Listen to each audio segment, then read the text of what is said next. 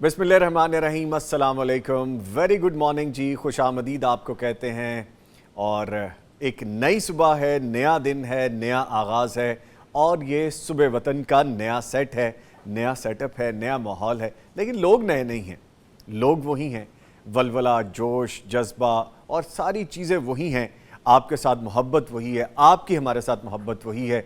और जो एक नया सेटअप जो वक्त की ज़रूरत भी लग रहा था कि अब कुछ पॉजिटिव चेंज भी आना चाहिए। आपको पता है कि इंसान है, यकसानियत से कुछ उकता भी जाता है। तो जी हमारी पूरी टीम ने, मैनेजमेंट ने, पैगाम टेलीविज़न की ये सोचा कि एक नए अंदाज के साथ, एक नए सेटअप के साथ आगाज़ दोबारा से शुरू किया जाए। तो लास्ट प्रोग्राम जो हमारा 100 प्रोग्राम्स मुकम्मल होने का था, आपने बड़ी पजीराई दी उसके बारे में, बड़े अच्छे रिव्यूज़ आए, बड़े अच्छी आपकी राय से आपने हमें आगाह किया।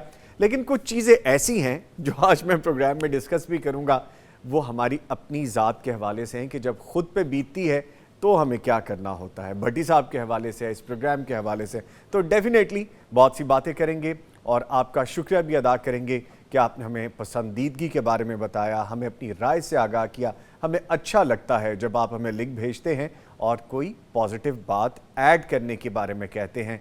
बाकी नेगेटिव भी आप कहते हैं तो शुक्रिया, और उन चीज़ों को साइड पे किया जाता है। अपने मुअज़्ज़िज़ मेहमानों का आपको तारुफ़ करवाता चलूँ। मेरे साथ मौजूद हैं आज कारी उस्मान यूसुफ साहब, इनको हम वेलकम करेंगे। कारी साहब अस्सलाम वालेकुम, खैरियत से हैं जी आप? माशाल्लाह। और आपका जाना पहचाना नाम मुफ्ती मौलाना मोहम्मद अजमल भट्टी साहब भी मौजूद हैं, फ़ाज़िल मदीना यूनिवर्सिटी हैं, अरसा दराज से हदीस और शरई उलूम के उस्ताद हैं, PhD स्कॉलर हैं और आप इनसे बार बार लगातार हर वक्त बल्कि मैं कहता हूँ कि सवाल करना चाहते हैं, जिनके जवाबात देने की कोशिश भी करते हैं। सर वेरी वार्म वेलकम, अस्सलाम वालेकुम। वालेकुम अस्सलाम व रहमतुल्लाहि व बरकातुहू। नए सेट पे माशाअल्लाह, एक नई उम्मीद के साथ, एक नए सुबह वतन के एपिसोड के साथ हम आपको खुशामदीद भी कहते हैं। कैसा महसूस किया आपने सब सवेरे? अल्हम्दुलिल्लाह, हर चीज़ नई जो हो वो बड़ी लजीज और ख़ूबसूरत भी लगती है, आंखों को भली लगती है। जैसे ही हम अंदर आए तो एक माहौल चेंज नज़र आ रहा था, तो गौर करने पर मालूम हुआ कि हर चीज़ चेंज हो चुकी है। माशाअल्लाह, अल्हम्दुलिल्लाह। और ये पॉजिटिव चेंज है। अल्हम्दुलिल्लाह। ठीक है जी, प्रोग्राम का फॉर्मेट आपको बताता चलूँ। तलावत कुरान करीम से आगाज़ करते हैं, आज का वजीफ़ा बताते हैं, आपके सवालात के जवाबात देते हैं। और आज जिस मौजू पे बात होगी बड़ा अहम मौजू है और हालिया दिनों के लिए तो बहुत ही अहम है। माह सफ़र के तोहमात और बदशगुनियाँ जो हमने ख़ुद से बना ली हैं, क्या इनकी कोई हकीकत भी है? इसके बारे में हम बात करेंगे। और हम्दोनात शामिल करते हैं और ख्वाबों की ताबीर का आज सेगमेंट है। इससे पहले कि मैं अपने मौजू की जानिब जाऊँ, मैं चंद एक बातें अपनी भी शेयर करना चाहूँगा और भट्टी साहब की भी शेयर करना चाहूँगा। हुआ कुछ यूँ कि हम यहाँ पे जब प्रोग्राम कर रहे होते हैं, हम हमेशा यही बात करते हैं सब्र व तहम्मुल की, दूसरों के साथ म्याना रवि की। अगर किसी से कोई गलती कोताही हो जाए, जैसे हम अपने रब से ये गुजारिश करते हैं कि या अल्लाह कोई गलती हो गई है तो माफ़ कर दे, तो हम भी लोगों को, दूसरों को, अपने जानने वालों को, अनजाने लोगों को दरगुजर किया करें, माफ़ कर दिया करें। तो मैंने सीखा आज, जब आप नई गाड़ी में ऑफिस पहुँच रहे हों, ब्रांड न्यू गाड़ी के दरवाजे पे अगर आपके गार्ड से गलती से गेट लग जाए और उस पर एक बड़ा नुकसान हो जाए, तो तब आपके सब्र का मुजाहरा पता चलता है कितना है। तब पता चलता है कि आपने अपने अंदर कितनी तब्दीली की है। दीन इस्लाम जो हमें सबक देता है कि हम किस तरह से दूसरों को माफ़ कर सकते हैं, फिर पता चलता है।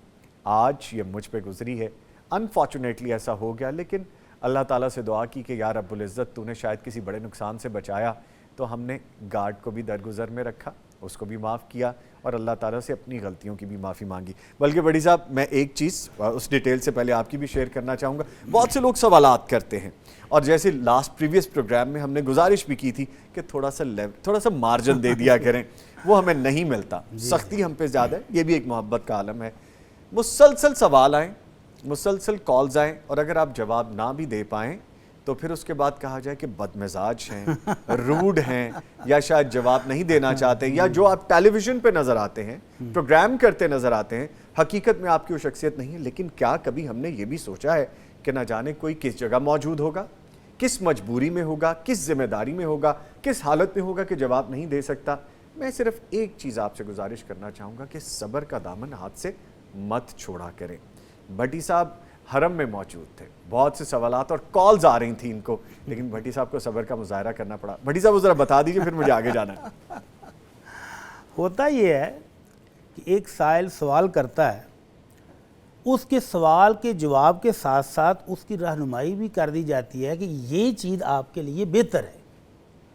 تو اب اس پر ناراض تو نہیں ہونا چاہیے کہ یہ آپ نے اضافی چیز کیوں بتا دی, جی یا یہ کوئی یوٹیوب فیس بک کا کلپ تو نہیں ہے کہ آپ کہیں یہ بہت طویل ہو گیا ہے. بھئی آپ نے سوال کیا, آپ کو سوال کا جواب دیا ہے, اور ساتھ آپ کی رہنمائی بھی کہ یہ آپ کے لیے بہتر یہ ہے. تو وہ صاحب کہنے لگے جی جب بھی آپ سے سوال کرتے ہیں تو آپ مشورے دینے لگ جاتے ہیں, یس اور نو میں جواب دیا کریں, اور سوالوں کا ایک پورا پلندہ ہے جن کا جواب میں دے چکا ہوں.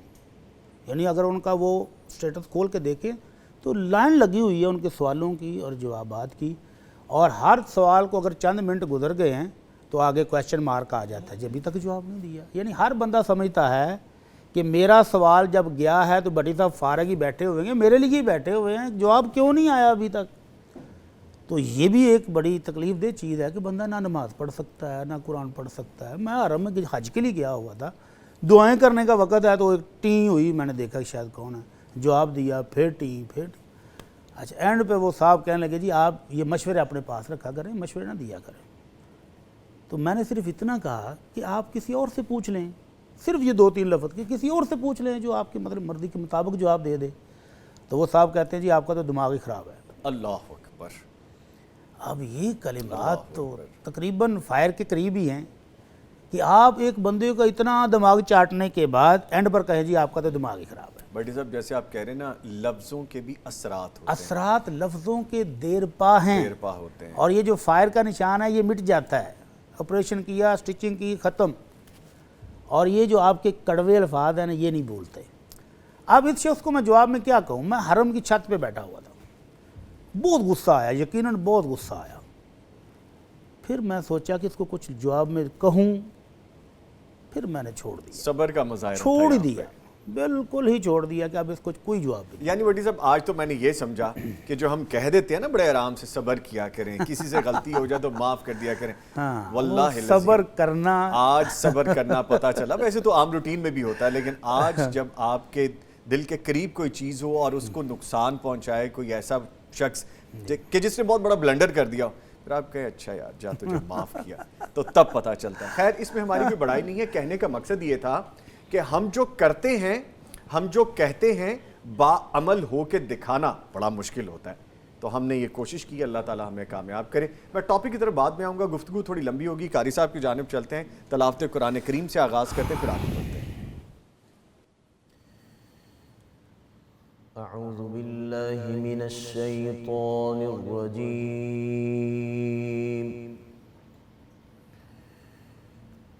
بسم اللہ الرحمن الرحیم.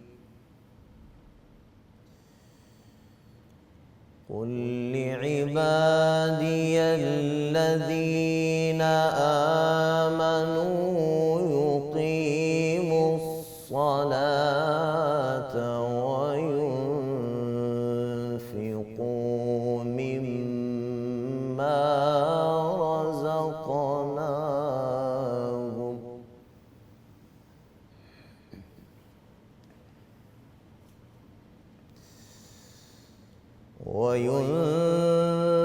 وينفقوا مما رزقناهم سرا وعلانية من قبل أن يأتي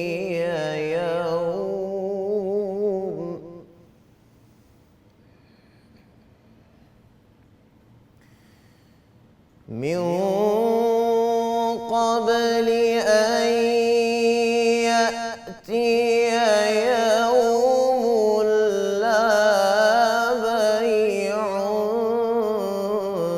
فيه ولا خلال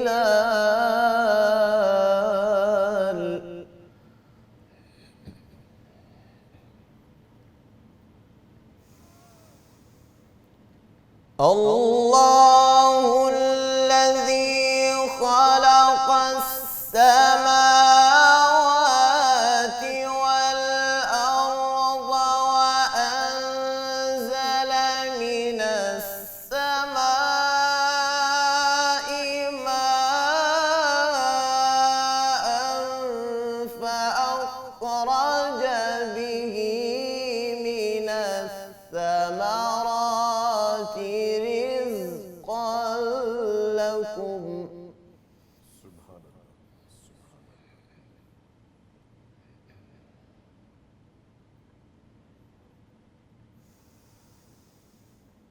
وسخر لكم الفلك لتجري في البحر بأمره وسخر لكم الأنهار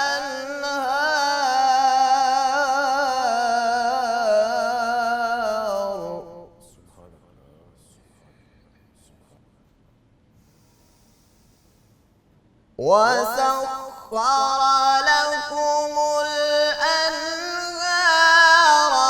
وسخر لكم الشمس والقمر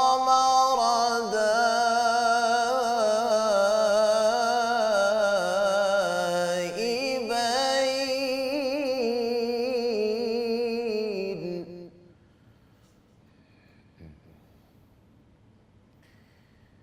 وسخر لكم الليل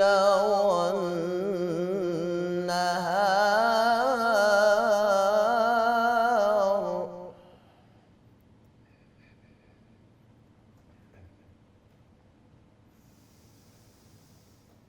وسخر لكم الليل والنهار وآتاكم من كل ما سألتموه وإن تعدوا نعمة الله لا تحصوها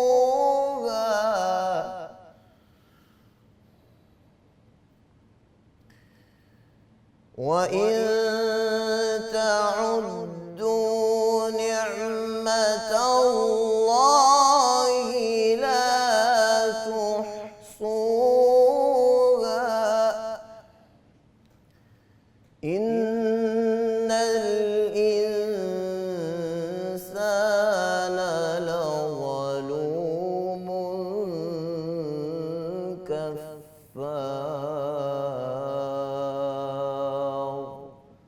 صدق الله العظيم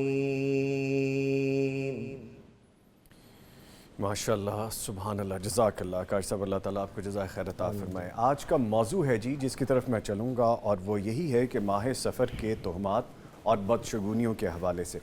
इससे पहले कि मैं इस पर बात करूँ तो मैं अपने उस गार्ड दोस्त भाई को ये मैसेज देना चाहूँगा कि कोई बात नहीं, जो हो गया सो हो गया, मैंने तुम्हें दिल से माफ़ किया, परेशान होने की ज़रूरत नहीं है। और ख़ुद जो सब्र का मुझे आज सबक मिला कि हम कहते जो हैं उसको अमल भी करना चाहिए। जनाब, इस्लामी साल का जो दूसरा महीना सफ़र है, जिसके मुतल्लिक लोगों में बहुत सी गलतफहमियाँ पाई जाती हैं।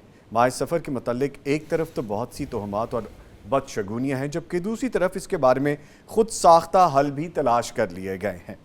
मसलन इस माह में शादी ना करना, सफ़र ना करना, कारोबार का आगाज़ ना करना, इस माह को मर्दों पर भारी समझना, इसकी 13 तारीख को मनहूस समझना वगैरह वगैरह।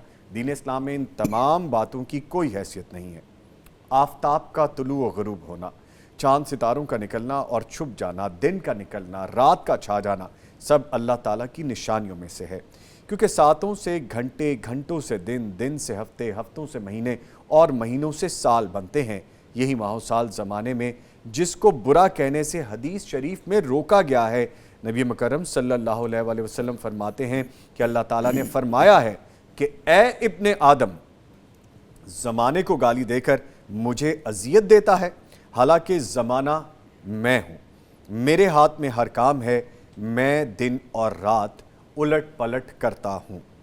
सूरह बकरा में इरशाद रब्बानी है, जिसका मैं तर्जुमा बयान करूँ कि लोग आप सल्लल्लाहु अलैहि वसल्लम से चाँद के घुलने और बढ़ने के मुतल्लिक सवाल करते हैं। आप सल्लल्लाहु अलैहि वसल्लम कह दीजिए कि ये लोगों और हज के लिए औकात बनाने का ज़रिया है। अल्लाह ताला ने इंसान के लिए यह तमाम फरमाया है कि वो आसानी से तारीख़ों का तयन कर सके।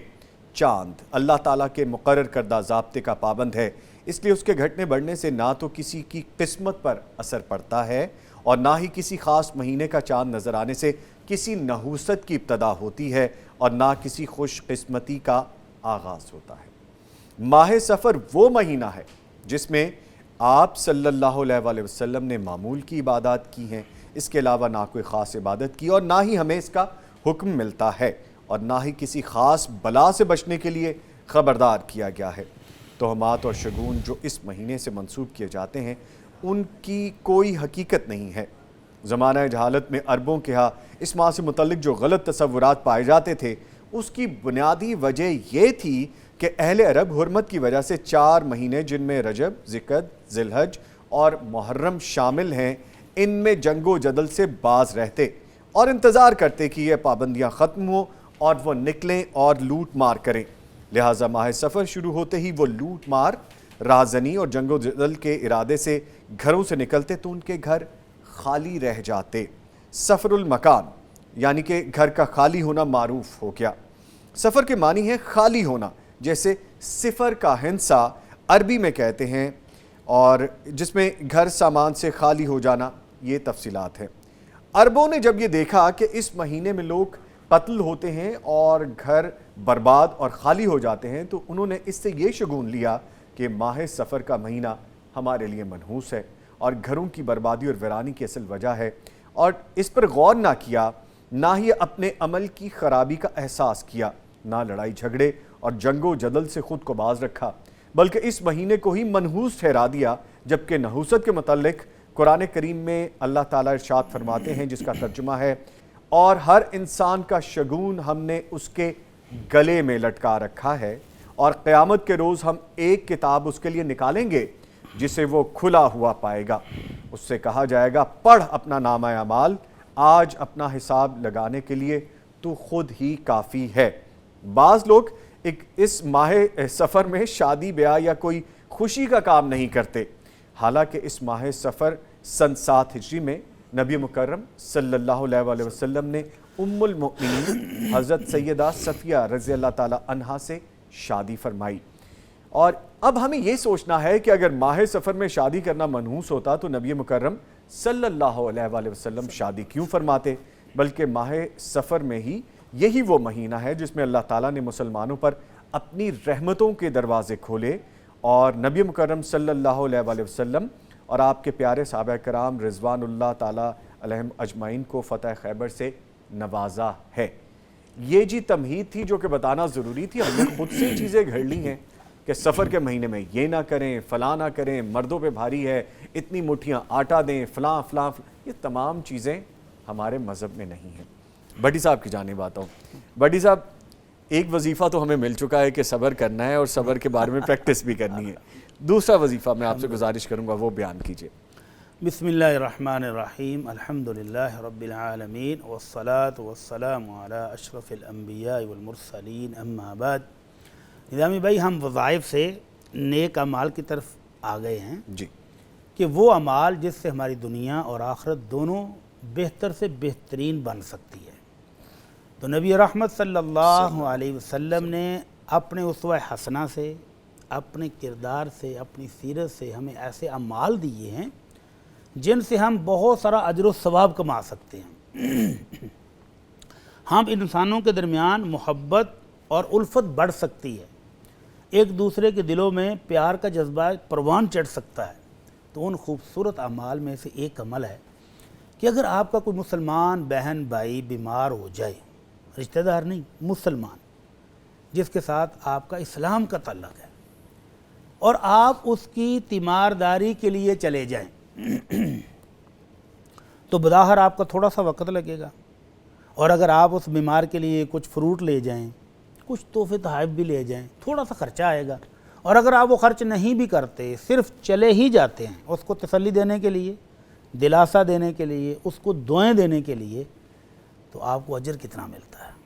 نبی کریم صلی اللہ علیہ وسلم فرماتے ہیں ما من مسلم یعود مسلما غدوة الا صلی علیہ 70,000 ملک حتی یمسیہ، کہ کوئی مسلمان کی تیمارداری کے لیے صبح کے وقت جاتا ہے تو 70,000 فرشتے اس کے لیے دعائیں کرتے ہیں شام تک۔ اللہ اکبر، اللہ اکبر، اللہ۔ وَإِنْ عَادَهُ عَشِيَّةً، اور اگر وہ شام کے وقت یعنی عصر کے بعد سے لے کر مغرب کے درمیانی وقت میں جاتا ہے تیمارداری کرنے کے لیے، اپنے بھائی کا حال چل پوچھنے کے لیے، تو پھر 70,000 فرشتے صبح ہونے تک اس کے لیے دعائیں کرتے رہتے ہیں۔ اور فرشتوں کی دعائیں تو اللہ قبول کرتا ہے، کیونکہ اللہ کے حکم سے ہی تو آئے ہیں۔ جی، تو جو 70,000 فرشتے اس کے لیے رحمت کی بخشش کی دعائیں کریں گے تو یہ کتنا عظیم عمل ہوگا کہ ایک مسلمان بھائی کی تیمارداری کے لیے چلے جائیں۔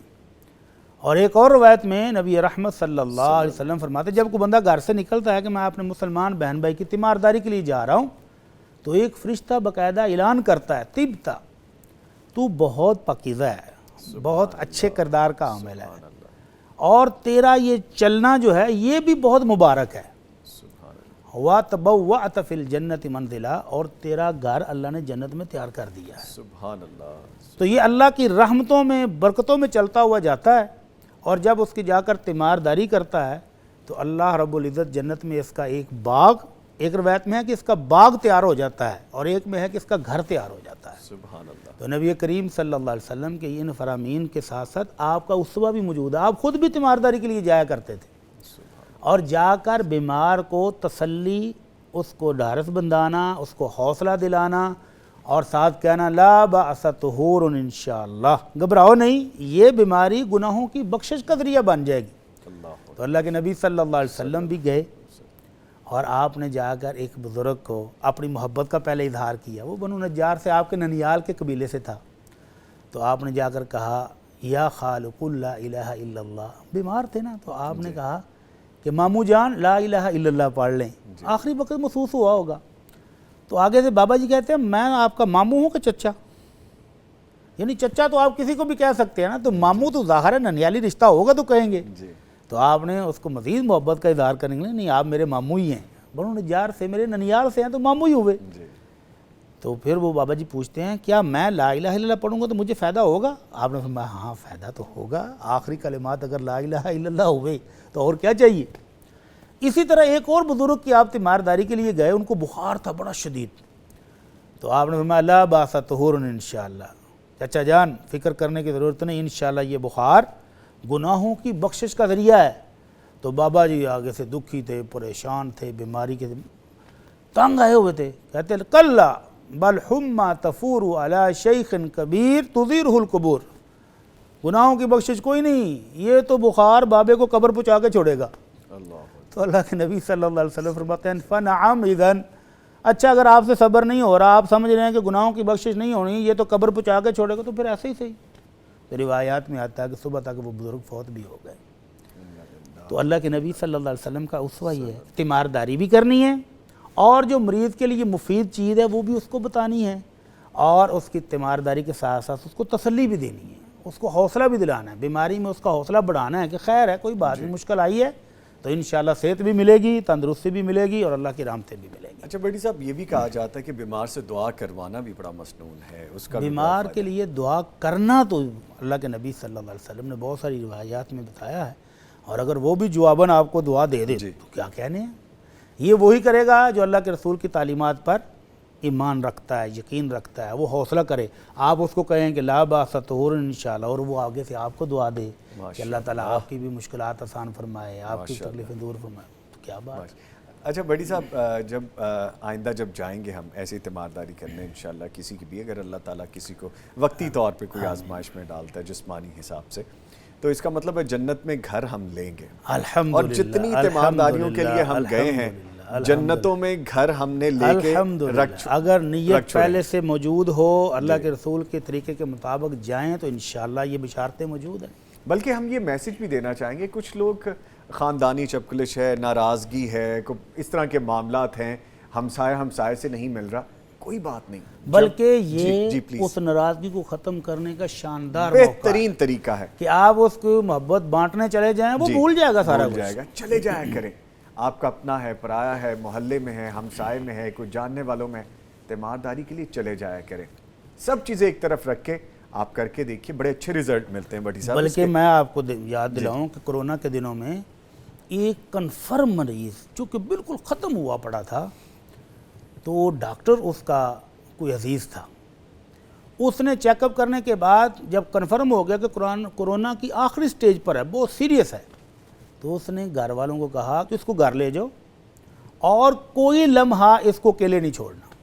हर वक्त 2-4 बंदे इसके पास आएँ, इसके साथ बातें करें और 2-4 चले जाएं, 2-4 आ जाएं, इसको अकेला नहीं छोड़ना, दिल जोई करते रहें, तो ये ठीक हो जाएगा। और वो वाकयातन आज भी बंदा तंदुरुस्त बेहतरीन जिंदगी गुजार रहा है। माशाअल्लाह। वो कहता है मेरे घर वाले एहतियाती तदाबीर इख्तियार करने के बाद मेरे साथ आधा घंटा बैठ के बातें करते, 2 चले जाते, 2 आ जाते। तो कहता है कि वो मरीज़ जिनको आइसोलेशन में वो टेंट के नीचे बिठा दिया जाता है, वो चंद दिनों के अंदर ख़त्म हो जाता है। अल्लाह। तो ये तसल्ली देना, ढारस बंदाना, हौसला बढ़ाना, ये इतना अहम है कि ये बंदे को नई ज़िंदगी भी दे सकता है और इन चीज़ों से महरूम शख्स बहुत जल्द ज़िंदगी बड़ी ख़त्म। साहब, कितनी बड़ी मिसाल आपने बताई है और किस दौर की याद करवा दी कि जब इंसान से डर रहा था, अपनों से डर रहा था, एक दूसरे से मुलाकात करते हुए डर रहे थे, लेकिन अल्लाह ताला ने वो वक्त भी गुजार दिया, अल्हम्दुलिल्लाह। और ये सबक है हमारे लिए। ठीक है, बातें बहुत सी हो गई, बड़ी साहब कुछ सवालात हैं वो शामिल करते हैं। पहला सवाल है, मेरा एक दोस्त मुझे कहता है कि तुम मुझे बैरून मुल्क भेज दो, टिकट की रकम तुम अदा कर दो, मैं वहाँ जाकर कमाई करके तुम्हारी रकम अदा कर दूंगा। मैं कहता हूँ कि मैंने फ़लाँ शख्स को 1.5 लाख भी देना है, वो कहता है तुम मुझे भेजो तो सही, तुम्हारा वो 1.5 लाख भी चुका दूंगा। सवाल ये है कि वो मुझे इस तरह 1.5 लाख एक्स्ट्रा अदा कर रहा है, क्या ये सूद के ज़ुमरे में आता है? जी हाँ, बिल्कुल सूद ही के ज़ुमरे में आता है। जी, यानी अगर ये बंदा उसको 2 लाख रुपए दे रहा है तो वो सूद 3.5 करेगा। जी, पहले से तय हो रहा है कि आपने वो कर्ज भी देना है और टिकट के पैसे भी देने हैं। तो ये जो अजाफी पैसे हैं ये सूद ही हैं। खैर खाई तो ये है कि वो दोस्त है, हमदर्दी चाह रहा है, आपके पास दौलत है तो आप उसको टिकट ले दें। अब वो अगले साल जब वापस आएगा आपके लिए कोई गिफ्ट ले आता है तो ये आपके लिए लेना जायज़ है। लेकिन आप कहें कि जितने पैसे मैंने दिए थे वो मेरा अजाफी कर्ज भी उतारो, तो ये सूद ही है। देने वाले के लिए भी हराम है, लेने वाले के लिए भी हराम है। यानी जो ऑफर दे रहा है वो भी गलत कर वो भी रहा है, गलत कर रहा है, और जो ये ऑफर एंजॉय करेगा वो भी गलत कर रहा है। ठीक है, मुमानियत तो है अल्लाह इसकी। के रसूल सल्लल्लाहु अलैहि वसल्लम का बड़ा शदीद फरमान है, कुरान में तो है ही, फ़अज़नु बिहर्बिन मिनल्लाहि व रसूलिही, जो ये सूदी कारोबार करते हैं तो वो अल्लाह और उसके रसूल के साथ जंग के लिए तैयार हो जाएं। और अल्लाह के नबी सल्लल्लाहु अलैहि वसल्लम का ये फरमान, जब ये मैं सवाल देखूँगा तो याद आ जाता है ये फरमान, तो रोंगटे खड़े हो जाते हैं। फरमाया दिरहम रिबा याकुलु राजुल व हुवा यालम, एक शख्स जानते बूझते, उसको पता है कि ये सूद है, और फिर 1 दिरहम सूद ले ले, तो ये अल्लाह के नज़दीक 36 बार बदकारी करने से भी बड़ा गुनाह है। अल्लाहु अकबर, अल्लाह। इतना बड़ा जुर्म है कि जानते बूझते सूदी मामलात किए जाएं, सूदी कारोबार किया जाए। तो इन भाई को चाहिए अपने भाई की खैर खाई करे, दोस्ती का ख्याल रखे, मुसलमान होने का ख्याल रखे और उसकी ज़रूरत पूरी कर दे और अल्लाह से अजर ले। जितने दिन वो कर्ज वापस नहीं करता, इसको क्या मिलता है? कई बार हम बयान कर चुके हैं कि उतनी रकम का हर रोज़ इसको सदका करने के बराबर अजर मिल रहा है। अल्लाह। तो ये अजर व सवाब कम है कि अगर 2 लाख की टिकट लेकर उसको दी है तो जितना अरसा, साल 2 साल वो वापस नहीं करता, इसको हर रोज़ सदका करने का सवाब मिल रहा है। तो इसको अल्लाह के इस अजर व सवाब पर अपने आप को बंद रखना चाहिए। बड़ी साहब, एक सवाल और ऐड कर लीजिएगा, चूँकि वक्त कम है तो मैं चाह रहा हूँ मज़ीद चीज़ें भी इसमें ऐड कर। किसी ने किसी को मदद के लिए कुछ बड़ी रकम दी और तकाजा नहीं किया, उसने कहा मैंने अल्लाह की राह में तुम्हें दे दिया, हाँ। ये मैंने वापस नहीं लेना, अब ये मेरा और अल्लाह का मामला है, तुम इसको कारोबार में लगाओ, अपने काम करो। उस ये शख्स तो के बहुत लिए क्या बड़ी करें? खैर खाई है ना, शख्स हो, खातून हो, ये कोई तो भी हो। बहुत बड़ी खैर खाई है कि आप किसी गिरे हुए को उठा दें, किसी ज़माने के तब पाँव तले दबे हुए शख्स को निकाल के कहें कि लो भाई ये रकम लो, कारोबार करो, ये बहुत बड़ी नेकी है। और अल्लाह के नबी सल्लल्लाहु अलैहि वसल्लम ने फरमाया था कि ये जो लोग हैं सदका करने वाले, क़यामत वाले दिन जब कोई साया नहीं होगा تو اللہ ان کو عرش کا سایہ نصیب فرمائے. सुभान تو अल्लाह, یہ اپنے صدقے کے سائے تلے ہوں گے اس روز. सुभान अल्लाह. اور آپ نے فرمایا یہ تو آپ نے کہا نا کہ اس نے فری دے دیا, اس کی تو اجر ہی اور ہے نا. جی جی. تو اگر بطور قرض دیتا تو ہر روز جتنی لمٹ تھی 2 مہینے, سال, 2 سال, جتنا عرصہ تھا یہ واپس نہیں مانگتا, تو ہر روز اتنی رقم صدقے کے طور پر اس کے اجر و ثواب کا باعث ہے. اور اگر مولت مزید دے دے, 2 سال پورے ہو گئے ہیں, وہ کہتا ہے پیسے دو, کہتا ہے یار ابھی تو نہیں ہے, کہتا ہے یار چلو کوئی بات نہیں, جب ہوں گے دے دینا. تو اب یہ ڈبل ہو گیا ہے. اب اس کو ہر روز جتنے پیسے دیے تھے ان کے ڈبل پیسوں کے برابر صدقے کا ثواب ملے گا. सुभान अल्लाह. تو جس نے ویسے ہی دے دیے کہ یار یہ لو, सुभान अल्लाह. اپنی زندگی کو سیدھا کر لو, اپنے معاملات سدھار لو, اور میں واپس بھی نہیں لوں گا, تو یہ تو اللہ سے جنت کے سودے کر رہا ہے. سبحان اللہ, سبحان اللہ.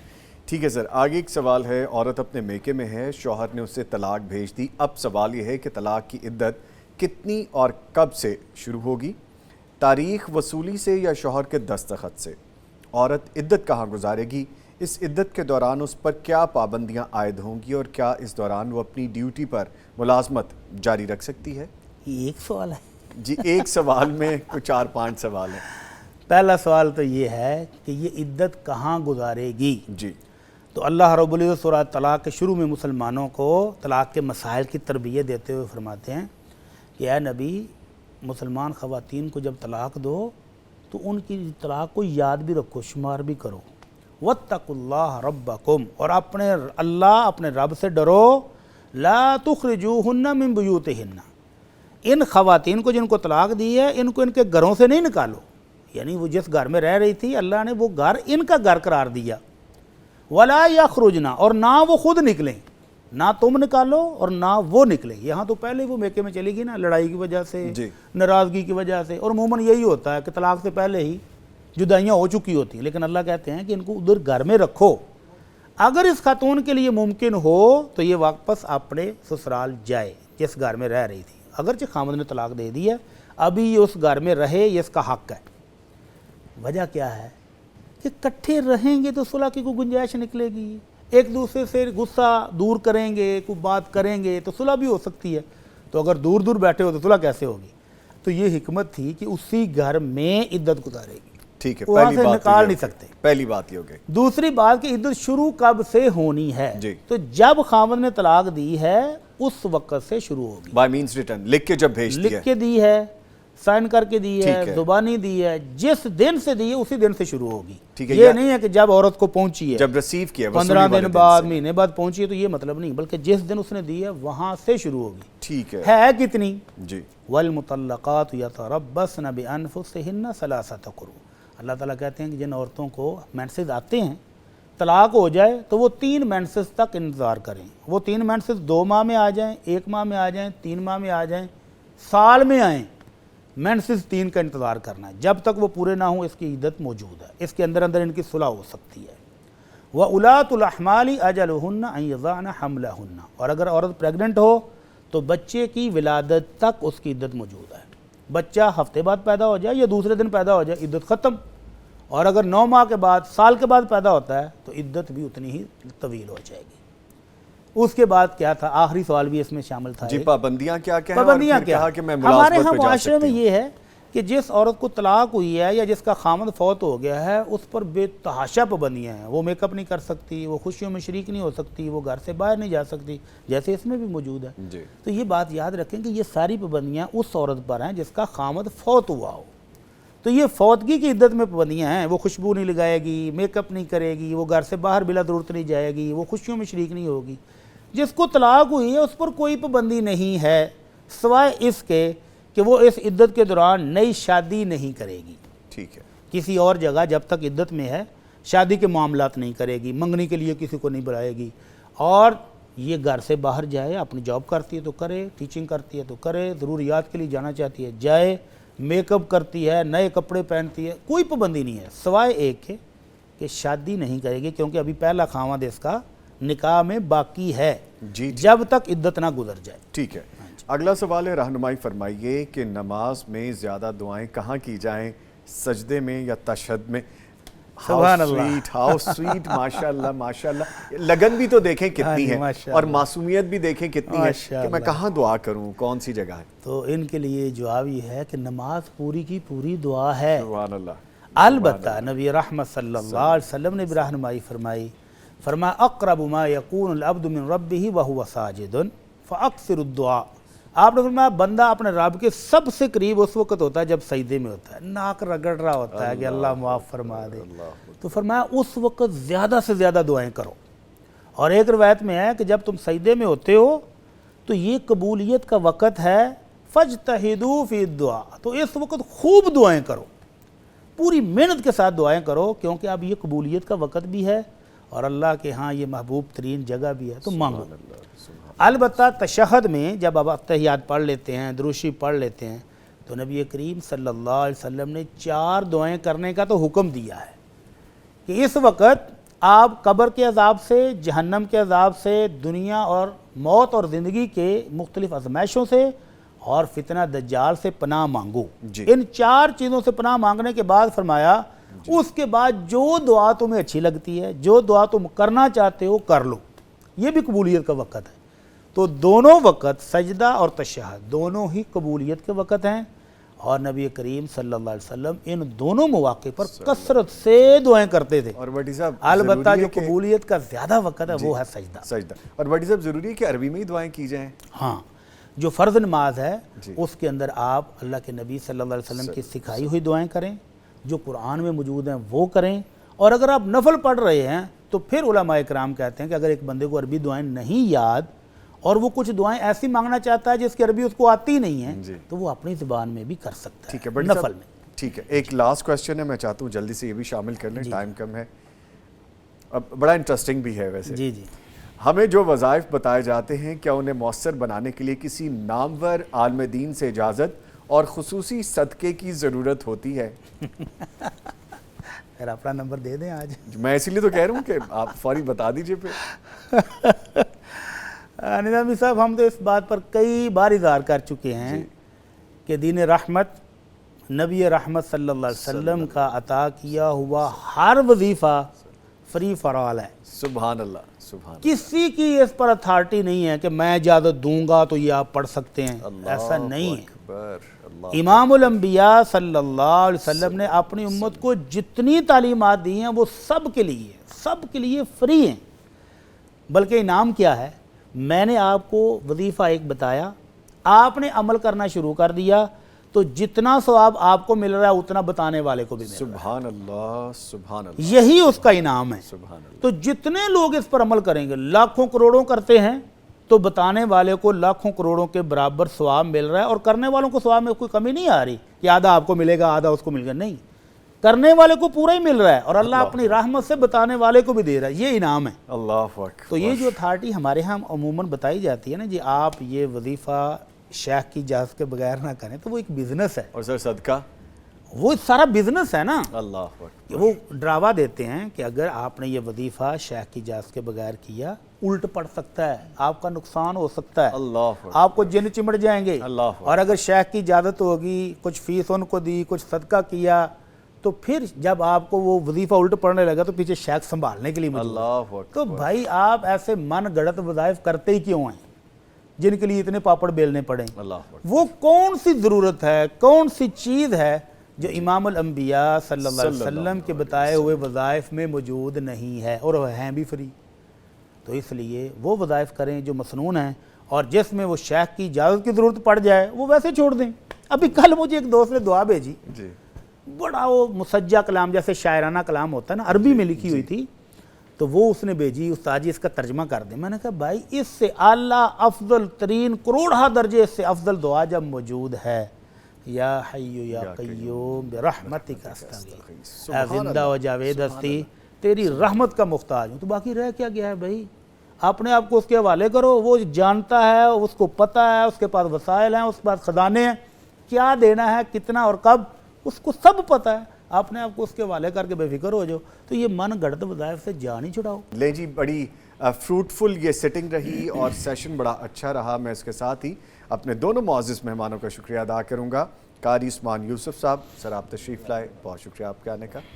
ان کے ساتھ مفتی مولانا محمد اجمل بھٹی صاحب، سر آپ بھی تشریف لائے، آپ کے بھی آنے کا بہت شکریہ۔